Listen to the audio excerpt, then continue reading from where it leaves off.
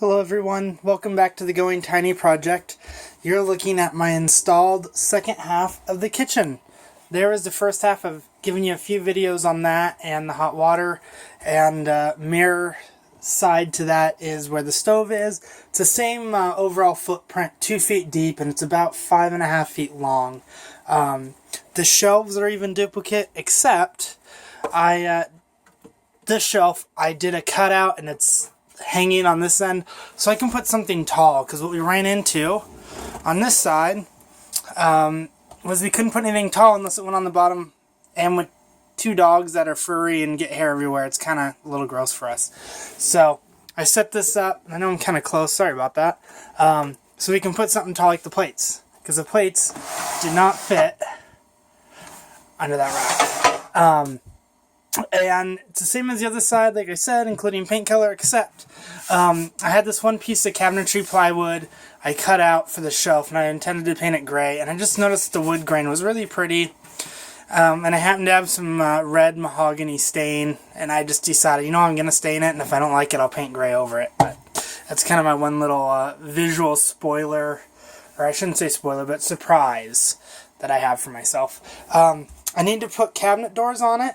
Going over here, there's Shadow, and there's Sadie on the lovely couch. And I have a blanket down because of dog hair. But this fabric, Lauren picked out. I'm thinking I'm going to basically like decoupage it on the front of the cabinet doors when I build them. And since I have extra clear epoxy, maybe pour that over the top. And do that for doors. And I'll probably do doors on the other side. Originally I wasn't going to. I was going to do curtains, but I think with the dog hair, I want to get something that keeps it out. And also, I was thinking with fabric, if it's just a cloth curtain, if I spill any food or water, it's going to be gross so quick and hard to clean. This has the beer bottle cap, just as the other side. I am a little disappointed. I ran out of caps, so I don't have as much diversity as I would have hoped as the other side has. There's a lot of big name breweries in there, but it's not really a big deal. I'm just looking for something fun with rare random stuff. I had the same problem again with the epoxy, that it micro bubbled and it's kind of gray. I'm thinking it's the temperature. The instructions very, very clearly indicated multiple times that it had to be above 75 degrees Fahrenheit when you mixed it and poured it, or it wouldn't cure right. It didn't say what the results were if it wasn't warm enough, and I think I was probably sitting about 72.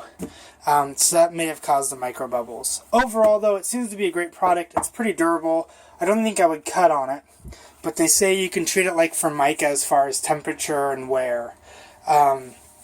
So I did have better luck pouring it this time. I went with duct tape instead of packaging tape, since the other side of the kitchen peeled off and made a giant mess. And it worked great, except it bonded. And so this front rail, when I pulled off the duct tape, pulled off the paint and even some of the wood grain. Try to get a better angle so you can see that. So I installed it. I just need to primer and paint it, and then I'll just paintbrush on a little bit of epoxy to protect it, which is what I did on the other side, just because I know the side will be beat up. And then I gave a tour of the stove I was trying out, and it was a dud. The pilot light valve runs through the oven valve, and I couldn't get propane out of that valve no matter what, including in the oven.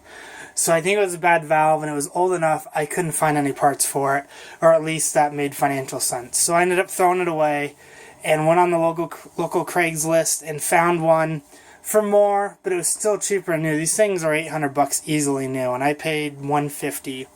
And he let me bring my propane and test it out right there in his garage, so I know it worked. I just have a pizza tray in here as a cooling rack. So the downside is it's a 3-burner, but the oven is the same size except the height. So I put in these crossbars, and it's probably 4 or 5 inches shorter, because these crossbars are going to be an inch below the oven. But I'm not too worried, because it gets pretty warm right under here. I don't think it's insulated on the bottom very much. So I think that's kind of a good safety measure of don't stack anything above that. And for right now, I've got the big bag of dog food and some garbage bags there. So the oven's working great. I even have some baking items in here. I've tried it out a few times, and it really works like a normal oven. I'm quite the baker and cook. I'd say the temperature probably varies a little bit more, and the knob, you can see the scale is rather small, so it's kind of hard to know exactly what you're at.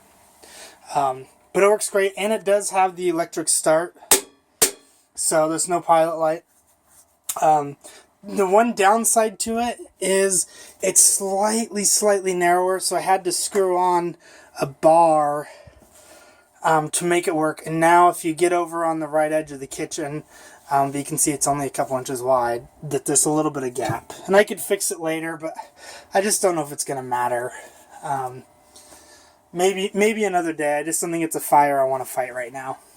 But no, it's working great. I'm excited about it. It doesn't use much propane. I have it on a 20 pound tank, which is 5 US gallons of propane.